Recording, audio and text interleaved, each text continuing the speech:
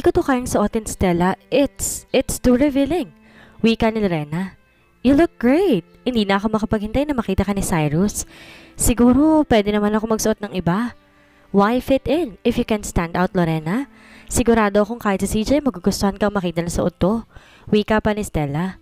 Ayoko makita niya ako sa ganitong ayos. At bakit, Lorena? Gwapo siya at mayaman. Wika ni Stella na hinuhuli si Lorena. Tama. Ang gwapo kaya ni Papa CJ. Singit na Leti na tila kinikilig pa. See? Anas ni Stella. Parang dito tama. Sagot ni Lorena. You think so? Or is it Cyrus? Wika ni Stella kaya napatingin si Lorena dito. Gusto mo siya? Hindi naman makasagot si Lorena dahil nahihiya siya. Pero sa reaksyon nito ay alam na ni Stella na itatanggi ito ng bitata. Mabuti siyang tao, Lorena. Pero he is a work in progress. Kakailanganin na maraming lakas ng loob para paamuin ang halimaw na yon. At sa palagay ko, nagawa mo ng isang mahusay na trabaho sa ngayon. Wika ni Stella. Maaari ba ako magtanong sa'yo ng isang bagay, Stella? What is it? Who is he? Wala ako sa posisyon para sagutin yan. Pero nakikita ko may malasakit ka sa kanya. Be a little bit more patient. Wika ni Stella. Talaga bang siya ay lumalabas kasama mga babae and make them his benefactor? Tanong ni Lorena na nahihiya kay Stella. Napatawa naman si Stella sa tanong ni Lorena. Hindi ko inaasahan yan. Naisip mong tatanungin mo kung siya isang lalaking kalapating mababa ang lipad. Pero hindi ganun yon, Lorena. And no, he may be a lot of things but not a dirty old hag. Ani naman ni Stella na natatawa pa rin. Sorry, may mga bali-balita kasi and rumors are all it will be. Wala siyang pakialam sa mga balitang yan. At dapat ganun ka din.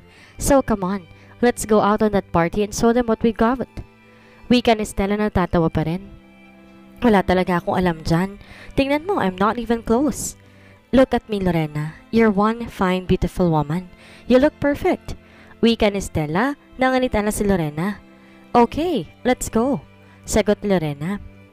Kinakabahan man lumabas na sila ng cabin ni Stella patungo sa deck kung sa nagaganap ang party. Maingay ang buong paligid at umaapaw sa mga inuming iniikot na mga waiter para sa mga bisita. Si Cyrus naman naroon din sa party pero nasa may bar lang siya at umiinom. I am not damn jealous, damn it. Katulad ka lang ng ibang babae, Lorena. Ikakamat pagkatapos si Iwan. Bulong ni Cyrus na kinukumbinsi ang sarili. Ilang babae na rin ang lumapit sa kanya pero pinaalis lang niya hanggang sa makita niyang papasok na si Lorena kasamang kaibigan nito at si Stella sa deck. Drinking alone tonight, handsome? Ani ng babaeng lumapit kay Cyrus. Good thing nandito ka para samahan ako. Sagot ni Cyrus kahit pa ang gusto talaga niyang sabihin dito, lumayas ito sa harapan niya. Gusto ko yan. I'm Ingrid. Pakilala ng babae. Hello, gorgeous. I'm Cyrus. Nilapitan naman agad si Lester si Cyrus na makita ito sa bar. Cyrus, nandito na siya. Stella's looking for you. Busy ako ngayon, Lester. This is gorgeous and gorgeous. This is Lester, my friend. Pakilala naman ni Cyrus dito. Nice to meet you, gorgeous. Pero Cyrus, sigurado ka bang ayaw mo siyang makita? Yeah, and who cares? Naikama ko na siya kaya tapos na ako sa kanya. I don't do love. Pagkatapos ikama, umaalis na ako at walang paraan para ma-inlove ako sa kanya.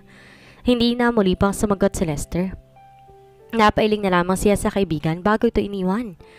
Nang makaalis si Lester, tinitigan ni Cyrus si Lorena mula sa kinaupuan. I can't possibly in love with you, Lorena, but damn two-piece. It fits perfect on you. Ani Cyrus sa kanyang isip. Na makabalik si Lester kung saan naroon si Blake, sa couch na kinuha nito ay napailing na lang ang una. Nasaan siya? Drinking. Sagot ni Lester. Just drinking? Whoring out. Doing what he does best. Napakatorpe talaga. Dinay pang gusto niya si Lorena. Hayaan mo siya. He'll come around. Sagot ni Blake na napapailing na din lang. Hi, sweetheart. Bati ni Stella na makalapit na sa asawa. Beautiful. Sagot ni Blake habang titig na titig kay Stella. Where is your good friend? Tanong ni Stella. Busy? Si Lester ang sumagot. Busy what? Tanong nito na tila hindi nagustuhan ng narinig. There. Turo ni Lester sa bar kung saan naroon si Cyrus. That asshole? Ani Stella na akwang pupuntahan si Cyrus dahil pagtingin nila, kita niyang may kahalikan itong babae pero pinigilan sa ni Lorena. Hayaan mo siya. Hayaan mo lang siya. Wika ni Lorena kahit pa gusto nang mapayak ni Lorena sa nakikita. Lorena, ani Stella, kukuha lang ako ng maiinom. Babalik din ako kaagad. Sagot ni Lorena na umalis na muna. Nag-ikot-ikot lang si Lorena at kumuha rin ng inumin niya. Muli siyang napatingin sa bar kung saan naroon si Cyrus. Nag-abot ang mga mata nila pero si Cyrus ang unang umiwas at muling hinalikan ng babaeng kaharap habang nakikita ni Lorena. Tatalikod na si Lorena nang bigla siyang mahawakan ni CJ na naroon na rin sa party at bigla siyang hinalikan sa pisngi. Sabay tingin ito kay Cyrus with a smile. Bakit mo ko hinalikan? Siguro dahil kailangan mo yon. It'll be a good view for him. Sagot ni CJ. Akmang lilingon muli si Lorena sa likod ko sa naroon si Cyrus nang pigilan siya ni CJ. Huwag kang tumingin. Huwag mong ipakita sa kanya na nasasaktan ka. Saad ni CJ. Thank you. Sagot ni Lorena. Come, a good swim will make you feel better. Ani CJ na hinawakan ng kamay ni Lorena at iginiya ito sa pool. Nakailang balik si Lorena na magsalita ulit sa CJ. Feeling much better, sweet?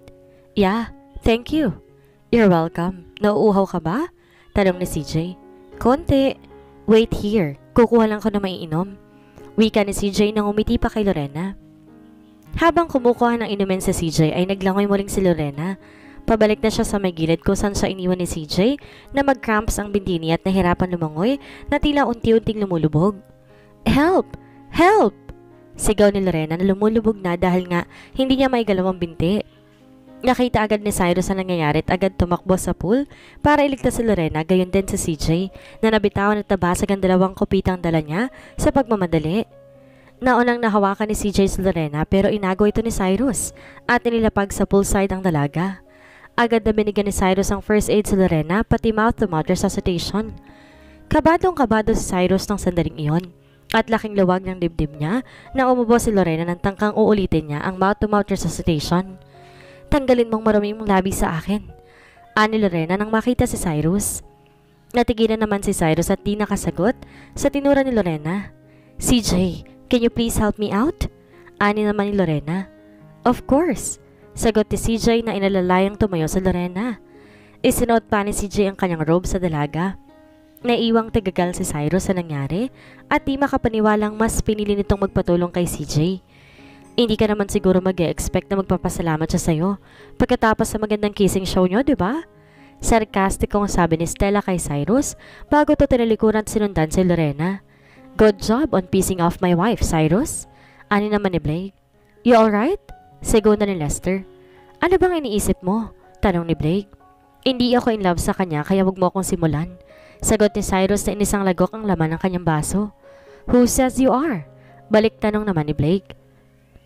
Drink it up however you want while Anderson having his way.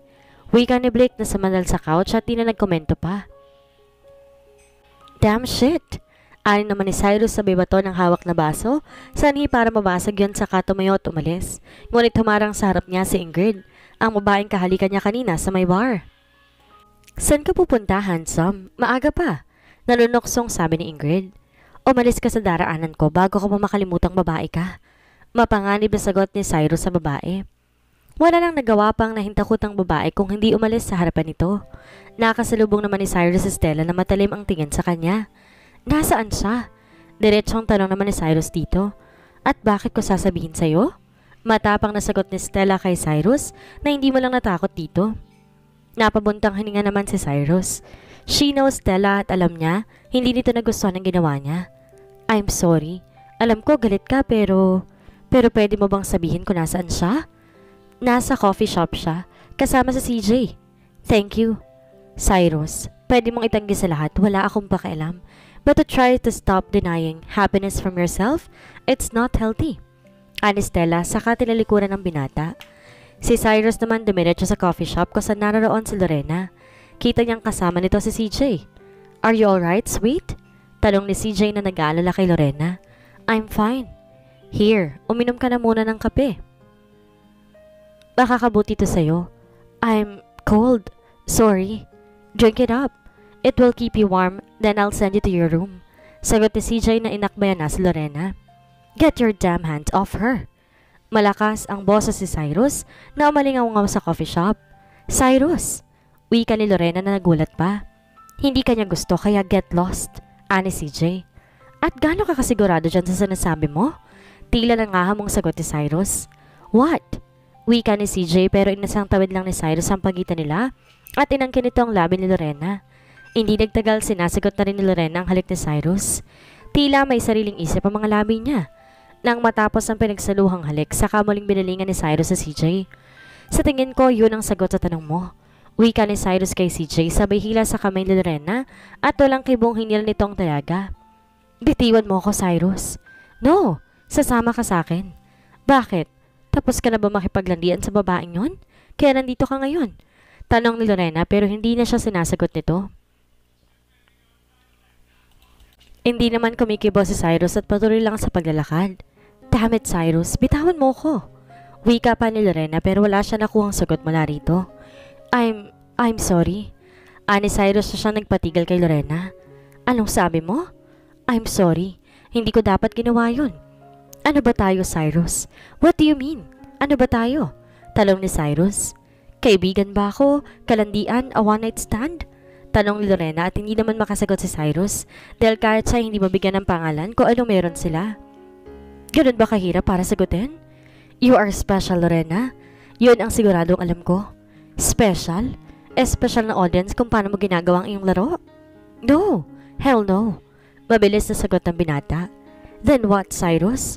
Ano ba tayo? Alam ko kung anong gusto mong marinig, Lorena. You're someone special to me pero hindi ako nakikipag-girlfriend. Hindi ako ganong klaseng tao. Anong klaseng tao ka ba, Cyrus? Tanong ng dalaga na may anghang ang sinasabi, ngunit hindi umiimik si Cyrus.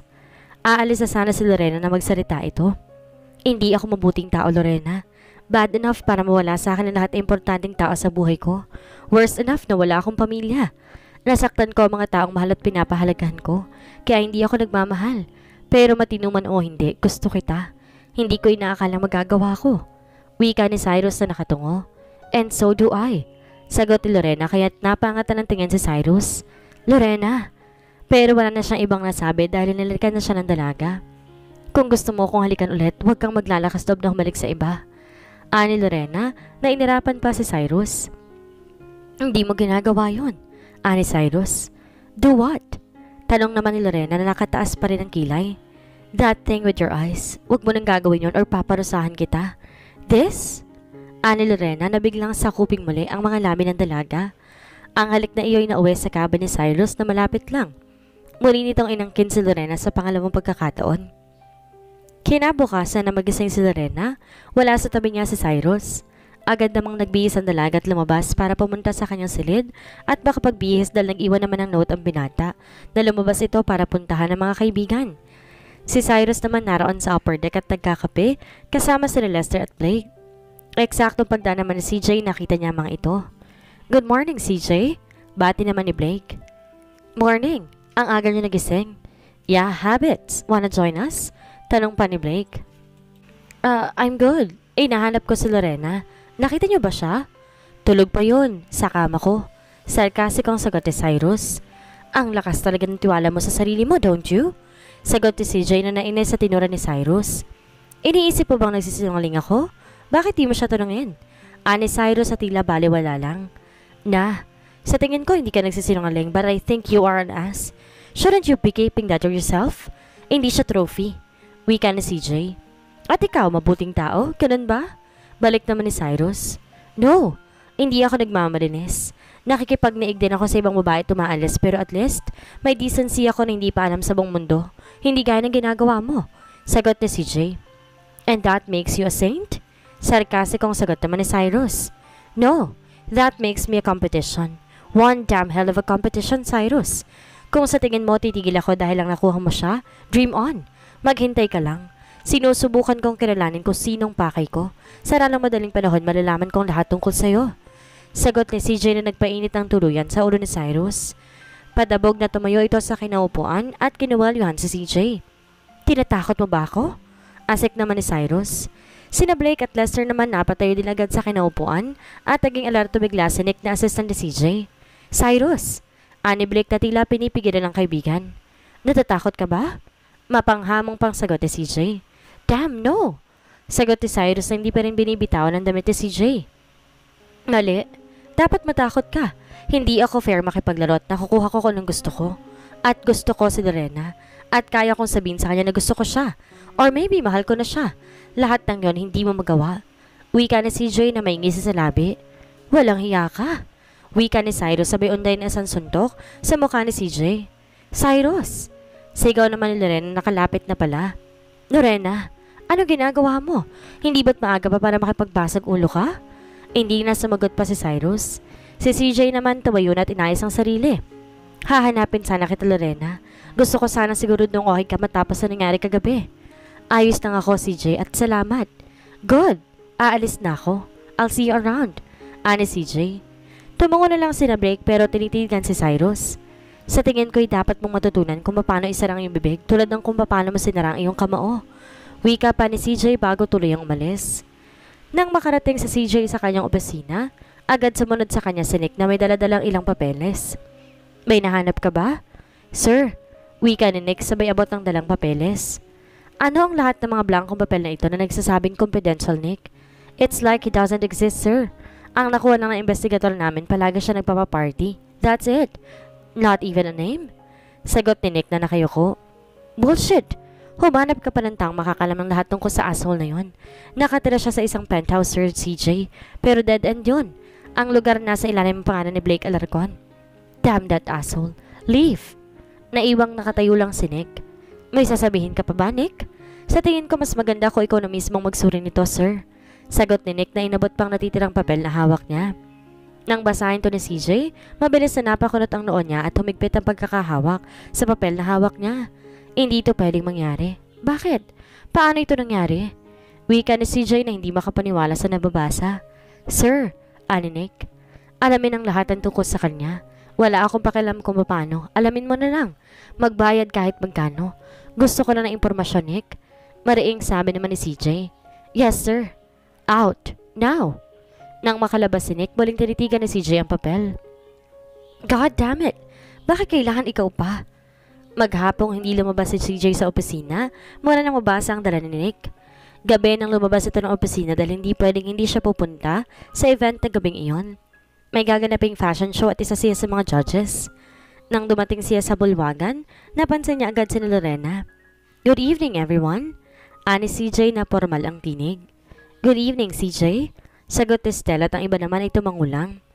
Enjoy the night, everyone. Dapat na ako umalis. Magsisimula ng palabas. Formal pa rin sabi ni CJ. Hindi mo magandang pakiramdam mo ngayon, CJ? Tanong naman ni Lorena na mapansing tila iba ito ngayon. Tinignan lang ni CJ si Lorena ngulit hindi nagsasalita sa kamaling binalingan sina Blake. Excuse me for a bit. Ani CJ saka iniwan ng mga ito. May hindi tama sa kanya ngayong gabi. Ani Lester. No sweet for Lorena and sarcasm for Cyrus. Ani naman ni Blake. Tinitingnan naman ni Lorena sa CJ habang nakaupo ito sa lupon ng mga hurado. Kahit minsan ay hindi ito lumingon sa kanya at tila distracted ito. Huwag kang tumingin sa kanya. It's annoying. Ani Cyrus na hindi lumilingon kay Lorena nakatabi niya lang. Sorry, palang kasi iba siya ngayon. Hayaan mo nga siya. Wala akong pakialam at isa pa, ang boring ng show na to. Be a little bit more patient, Cyrus. Wika ni Lorena. Sinusubukan ko. Natapos ang show at hindi man lang pinansin ni CJ sa Lorena. Tila iniiwasan pa siya nito. Madaling araw na hindi pa rin nakakatulog si CJ. Mag-isang umiinom sa upper deck. Dumb unfair. Definitely not a good joke. Ani CJ na humugot pa ng isang malalim buntong hininga bago isang lagok lang ang laman ng kanyang baso. Umaga kinabukasan ng takdang araw ng pagbalik nila sa Pilipinas, kaya alas 6 pala ng gabi nag-uumpisa na ang closing party sa cruise. Rave party ang closing event. Maingay, maraming alak at malakas sa tugtugan. Alas 7 pa lang nag-umpisa na uminom sina Blake, Cyrus at Lester. Are you and Lorena together now, Cyrus? Tanong naman ni Blake. May nagbago na ba dyan sa puso mo?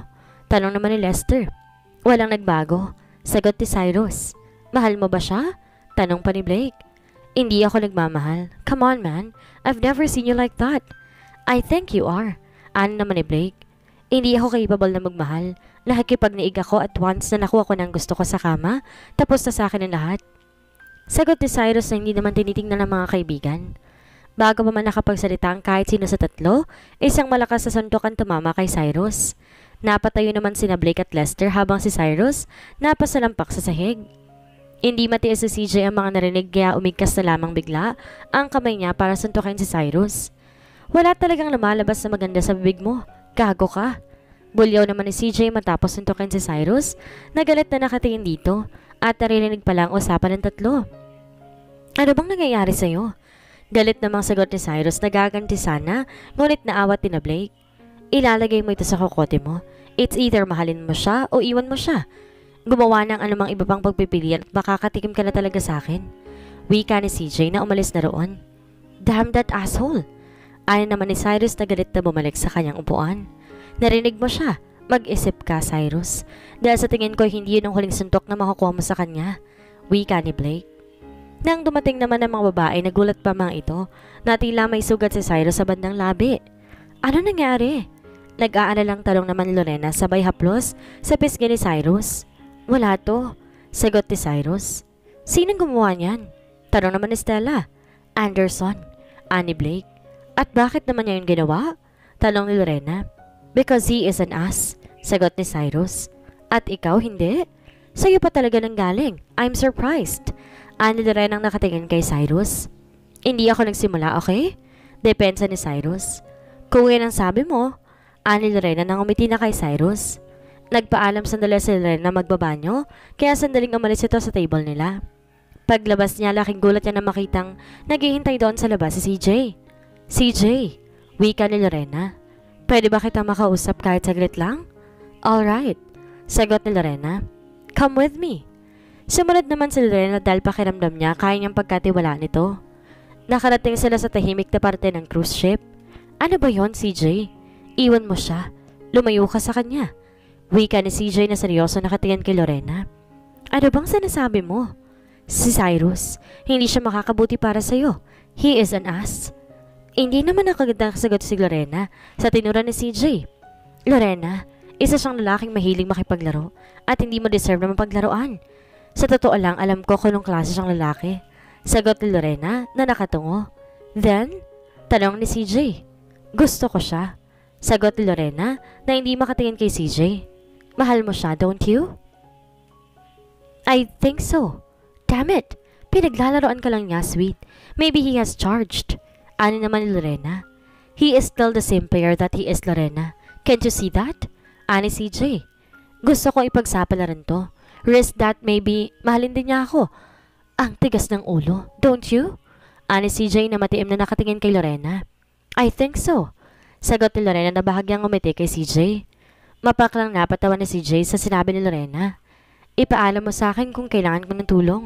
Kung may kailangan ka, huwag kang mahiyang ipaalam sa akin, sweet. Tutulungan kita. Wika ni CJ. Alam niyang walang mangyayari sa sinasabi niya kay Lorena. Thank you.